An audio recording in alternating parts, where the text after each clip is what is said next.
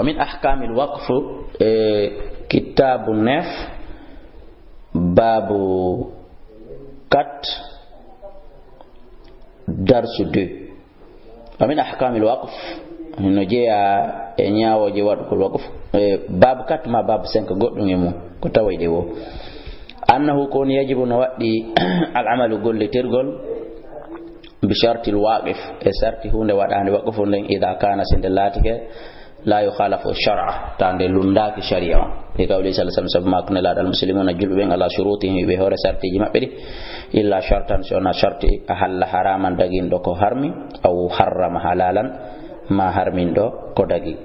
ولأن عمر بن سيدنا عمر رضي الله عنه وقفا وقف وقف في نادو وشرط أو شرط فيه عند المود شرطا شرطي ولم يجب لأنه اتباع شرطه ولو لم يجب كم مثلا ولو لم يجب هاي ستا يوني وقتك اتباع شرطي جوكو شرطي مكون كنا ورنا شرط لم يكن لا تنوك في مود فائدة نفور فإذا شرط منه سيوني انتك شرطني عند المود مقدارا بور معينا تقدان أو شرط ما شرطني تقديما أدين تنقل لبعض المستحقين ونند يوغا هندو ببين امودum على بعض ادو يوغا أو جمعهما أمو بدرابه أو اشترط ما أسرتنا اعتبار وصف تسكغل صفة في المستحق عند هندو دون امودum أو اشترط ما أسرتنا عدمه واسغل مودum واسغل مكو أو شرط ما أشرتنا النظر دارغل على الوقف هورك ودا وقفكم وغير ذلك كوينادو لازم العمل هرينا ودي يقول لي ترغل بشرطه شرط ما شرطنا باسكو شرط لا بعد ما لم يخالف ما دام لندك كتابا دفتر الله ولا سنة ولا سنة لا دون فإلا يسترت استينوني وشرطنا شيئا هاي هو استوى هرينا فوتندري هرينا فوتا في الاستحقاق عند حتون جيمbe ben e mudum bimana si tay o dal sarti hunde o wi to ngawadi dum do waqfu fi julbe ben haray dom hino fota ka haqqe ka konsumugol al ghani wal faqir wal dhakar wal untha haray no fota patron e miskinu gorko e debbo be fopbe fota em stay mangoy kin ko wadaki waqfu yo makki wadali sarti ko fi miskinabe wadali sarti ko fi aliyatimabe patron si ardi o to wal mum o garay o itta mangore o yakka wondo seppude si ari daroto joddo kadadi mangohi itta mangore yakka gorko men debbo men minal mawquf immorde ko wagin fina kon alayhi do mabbe parce que don koy hore mabbe wagin fina parce que be foko be julbe wa idha lam yu'ayyan stayni todda ka naziran darugol taskoli waqfi onande waqfo wa idha lam aw ayna ma dun todda shakhsan neddo wa mata o mayino bimana todda ka kondara tasko ma hino todda tigi neddo kondara tasko kono wa mata o mayi fan nazuru haray ndargol tasko ngol joni yakunu ko yolatano lil mawquf alayhi wonande waqin tinabe ben e hore mum wadabe waqfu ben e hore mum haray joni ko kambe daranta hore mabbe taskano hore mabbe wa in kana silatke muayyanan ko todda dum وإن كان سلاتك الوقف كوادا وقف كون على جهة كويتو بانغتو كالمساجد ونجوليرد باينا تادو غادي وقف كون في مسكينة بنتم ما في اليتيمة بنتم أو من لا يمكن ما كون كتاتا واتاني وادي حسرهم موبغول بي مودum كالمساكين والمسكينة فالنظر donc haray ndarugol dum don tasko ƴewto alal waqfu fanazuru ndar gongol alal waqfi do on waqfu wadado don lil hakim ko nande gouvernement yatawallahu bi nafsihi kanko tigi okkipanto dum don e hore makko aw yanibu ma uluntina anhu e mudum man yatawallahu umma wa luntinde mudum wa yajibu na waddi ala nazir e do ndarugol taskongol ala nazir e do ndaro on tasko okkipo e mo watta yili أن يتق الله عنده هلا تعالى ويحسن ومؤمن الولاية ولياكو كو هالفناكو يمودون على الوقف هور وقفو لأن ذلك سبكون كو جنادون أمانة كو هولاره أؤتمن عنده هولا عليها إهورمو وإذا وقف السنتك ودي وقف على أولاده إهور بمكوبين استوى رينفت الذكور والإناث وربيريوبه في الاستيقاق اندر هندوغول مونغول باسكي كو وي كو بيبي امبي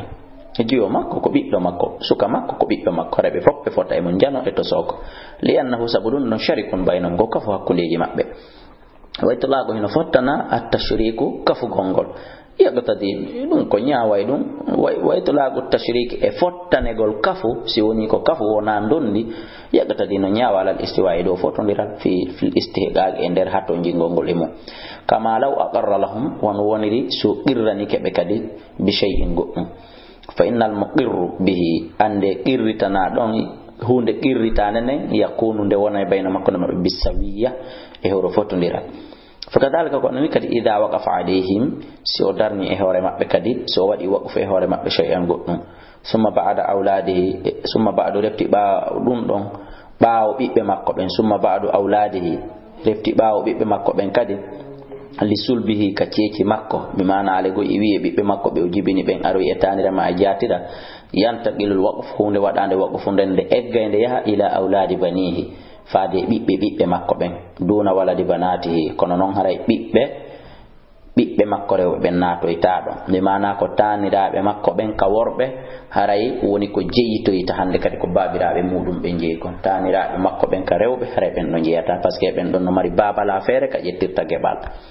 len noon sabu kamɓe joni min rajulin akhar koye gorko goɓe jeeya koye diwal goɓe notorta no gasatode koye leñol goɓe notorta on faami fa yansibuna haray kamɓe koɓe damboto koɓe takkoto ila abaihim ko faade babiraɓe maɓɓe ɓe wona yoɓe yiltito ka mama soro maɓɓe kanene haray ɗon ɓe arti kanene maɓɓe wali adam e sabu wasegol dukhulihim natugol maɓɓe fi gawli ta'ala ka Allah daari ɗon yusikumullahu Allah ino wasiya ɗon fi auladikum ɓiɓɓe mon ɓe ko fanda ɗon ko ɓiɓɓe moɗon ɓen e ɓiɓɓe moɗon worɓe ɓen o minal ulama'i no jeeya e ko jomiraɓe gande ɓen hino jeeya immorde jomiraɓe gande ɓen man yara on yiwɗo faami dukhuluhum natugol maɓɓe taniraɓe ɓen ka rewɓe fi lafzil awladi ka konngol ɓiɓɓe woli annal banati sabu ɓiɓɓe rewɓe ɓen kadi awladahu ko ɓiɓɓe on tigi fa awladuhunna ɓiɓɓe ɓen ɗon ɓen kadi awladu awladihi woni ɓiɓɓe makko haqiqa tun ko haqiqa woɓɓe go hino yii ɗum kono ko ɓuri jikkude kon ko ɓiɓɓe on tigi ɓen e taniraɓe on tigi ɓen ka worɓe kono wallahu alam ko Allah subhanahu wa ta'ala woni ko ɓuri andude yo Allah feññina en yo Allah andi en walaw qala si tawi woni on tigi wi'i waqfun ala abna'i ɗum ɗo mi waɗi waqfu e hoore ɓiɓɓe am ɓe aw bani fulan ma ɓiɓɓe kaari ɓen ikhtassal waqf haray ɗon waqfu on woni hirtina ɗum bi dhukurihim e worɓe maɓɓe ɓen par ce que ɗon ko worɓe o wi abna'i ɗon ko worɓe aw bani fulan ma worɓe kaariyo ɓen haray ɗon ko ɓiɓɓe worɓe ɓen tunnate li anna lafzul banina sabu konngol ɓiɓɓe worɓe wadu'un ko waɗa ɗum lidalika fi worɓe ɓen tun haqiqa tun qala ta'ala la dal amlahul banatu walakumul banun ka onon wodanayi on kanko wodanayi mo ɓiɓɓe rewɓe onon wodanan worɓe ande si woni bani ma banuna ma bani ɗon ko worɓe si woni awlad ɗon ko ɓiɓɓe ɓen fof worɓe e rewɓe illa ne kono sona laato almawquf ko waqin hinakon alayhim e dow maɓɓe qabila tun ko jaɓoto ɗum e ka bani hashim wano si wi'amani bani hashim wa bani tamim fayadkhulu haray no naati ɗon fihim e ɓen ɗon annisa'u rewɓe ɓen no natora li anna ismul qabila ɓay ɗon ko woni inde gorol pellet hara yashmilu moftay dhukruha wa ansaha dhakaruha wa ansaha worɓe maɓɓe e rewɓe maɓɓe lakin si ko woni tun idha waqafa si o waƙintini ala jama'atin e hoore jama yumkinu hino newo hisruhum muɓidirgolɓe ɓe fof maɓɓe wajaba ara hino waɗɗi ta'mimihum huɓutugol ɓe fof wa taswiyati e funnugol baynahum hakkunde maɓɓe wa illam yumkin hay so tawi woni ne waaki hisruhum moɓagol maɓɓe ngol wasti'abihim ko ɗum woni wasti'abihim e heddagol maɓɓe tawegol maɓɓe ka bani hasim wa bani tamim lam yajibu waɗɗaki ɗon ta'mimihim huɓintingol ɓe lianna sabu ɗum gayru mumkinu wonali ko newoto wa jasa heno dago ali kati soara raɓɓinɗina gongol ala ba'dihim e dow yoga maɓɓe wa tafdili e ɓurnugol ba'dum yoga maɓɓe ala ba'din e dow yoga wal waqfu on min al uqudi ko jeeya ɗum e ahadi al lazimatu waɗɗindi بمجرد القول سبتيل إنغول كونغول كوكو وقت تبتيلا سبتيل إنغول كونغول بمعنى فوتا غول كونغول كهندو كامي عبد الله كالا هو نيسابو يقول أحد وقت دين دلا هندكت فلا يجوز داكوتا كفاسه بون تقول نوفيك نوينو وادي دوا ومن فيرتي نا لقول عليه الصلاة والسلام سب ما كنا لا تكب ما كان عمر بما كي أوارينو هندكت أندو دون لا يبا يتتاك أصله نينمو ولا يهب أكتيرتاك ولا يرسى ما يكذب بمارونته ay do woni wa ko fufuray no anda non ko wada go fu kon hanyan da dargal dari ko kari en jeyi do kono ko kari en jeyi kono kari en arata honno innete inna men jabiti kadi hibe jeyi non jeyal mabbe ngal baraji din ko kambe hendoto yeyal mabbe ngal ko kambe kadi arata dirisa e mum ma accira ko dirisa e mum قال الترمذي امام الترمذي ماكي العمل ولترغول على هذا الحديث او دو حديث عند اهل العلم e jungo jomirabe gande ben wo fala juzuda ko takko fusfuhu bonno tugol dum li annahu sabudum muabbadun ko wada dum abadan wala yubau yayetake wala yu naqalu bihi dum eggintake kadi sansite illa an tata'attala siona bolda manafi'uhu nafore mun dem bil kulliya den danangal mu ya hata nafore mun den ala hande kadi dum do wawata ko naftorade buldi kadarin wano galle ya don ha in hadamat de muncho de yebo tawa de wadaka entretien walam tumakkintane watako amaratu ha hudugol e majje mirri il waqf immorde hulbinagol hunde wadande waqfu nden aw ardin madul leydi zara'iyatu remetendi ya don ha kharabat ndi bona fo wonta pete leydi ndi fo ila yolo ma ko nandi tatay dum wa adatun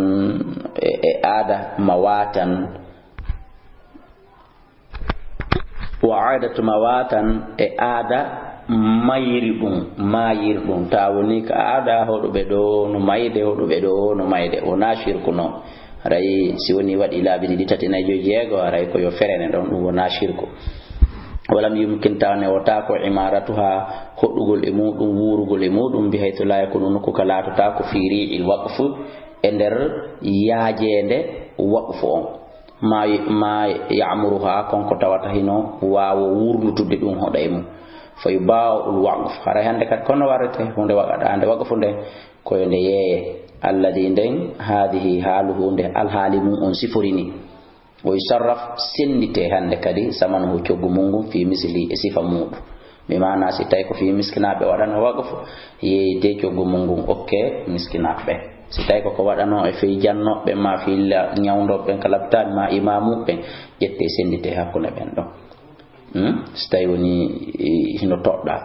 li anna ko sab ko dum don agraba burata battinde ila maqsudil waqf e faade faandunde waddo waqfu on fa in ta'addara singantini ke mithlahu sifa mudum kamilan timiri hande kadi kono warate surrifa ko yo dirise ko yo ferlise ko yo sendite fi ba'd mithli ender yoga e sifaji mudum ni wayusirul badil won hande kadi lonto mudum on ko lontina kon waqfan wada dum waqfi bi mujarrad shara'ihi sabu til ingol shari'aji mudum ni wa in kana silatika alwaqfu ko wada ko masjidan ko julirde fata attalande boldi walam yurtafa bihi de wawata ka naftorede joni fi mawdihi ender nokkure mayre on kan kharibatu wanunde ndende yirbata nde bona muhallatahu ko doni hoggo mayre on fo dingira mayre on fo yirba yana fa inna haray dum don yubaaw ko yeeyte o sarrafu sendite tamano coggu mungum fi masjidin akhara senditane de julirde hedditide fuddade de lannintinaka de lannintine ande ara inde julirde da hande kadi de senditama de wonti e julirde bud wa ida kana silati ala masjidin ko do julirde waqafa zaidun hara koy wadado waqfu beyditido hurihi tande mudum de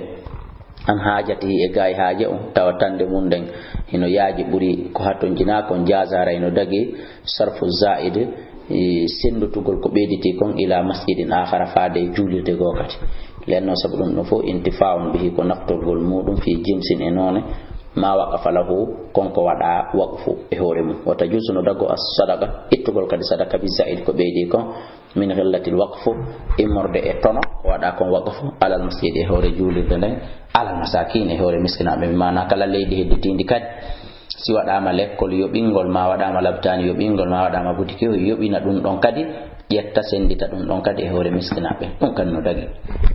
sendutugol e hoore miskinaɓe no dagi araɓe ɓe juula e mum sendutugol e hoore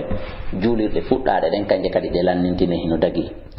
wa idha waqafa so tawi woni waɗama waqfu ala muayyanin e hunde toɗɗande kama law qala wan woniri si neɗɗum wi'ini hada waqfun ala zaid ɗum ɗo mi waɗi waqfu ko zaid jeyi ɗum ɗo yu'ta minhu kanko zaid haray o jonnete ɗum ɗon kulla sanatin kala hitande mi'atun temedere ala yu'ta minhu o jonnitete ɗum kullu sanatin nder kala hitande mi'atun temedere wa kana lato fi ri'il waqf e nder tande ko waɗa waqf on fa'idun ko ɓeyditi ɗum luttuɗum an hadal kadar embere nde ɗo eɓɓore fa innahu ɗum ɗon yata'ayyan haray ko toɗɗete ɗum irsadu zaid ko ɗum woni fewnugol habbagol ko ɓeyditi kon irsadu zaid habbagol ko ɓeyditi kon wa qala cheikh taqiyuddin rahimahullah oɗo cheikhujo ceernojo dina kammake in ulima si andama anna ri'ihi wonde no tande mum nden bi fadlin hino yafdilu hino ɓurta feƴƴita da'iman no duumori sono kala haray hino ɓurti wajaba haray no waɗɗi sarfuhu sendutugol ɗum ɗon lianna bagahu sabu heddagol mungol fasidallahu wontanayi ɗum ɗon bonnere wa idha waqafa si tawi noon waɗi waqfu ala masjidin e hoore juulirde fa hariba nde yirbinde boni wa ta'addara gantiniki al infaq alayhi dépensugol e hoore mayre min al waqfi immorde waqfu on surrifa haray ko yo sendite fi mithlihi yeru sifaje mayre min al masajidi immorde juulirde hedditiɗe ɗen haray ko ɗo woni ko darsude on woni ko lanni kala ko famini e mo alhamdulillah ko faminaki e mo wo haray gantoji ɗin fof koye jungo Abdoullahi Kala woni haray on noddita elan ka numéro téléphone ji kala ko tata laaɓanali on ɗo hara mi waway on laɓɓintinande ɓuri ɗon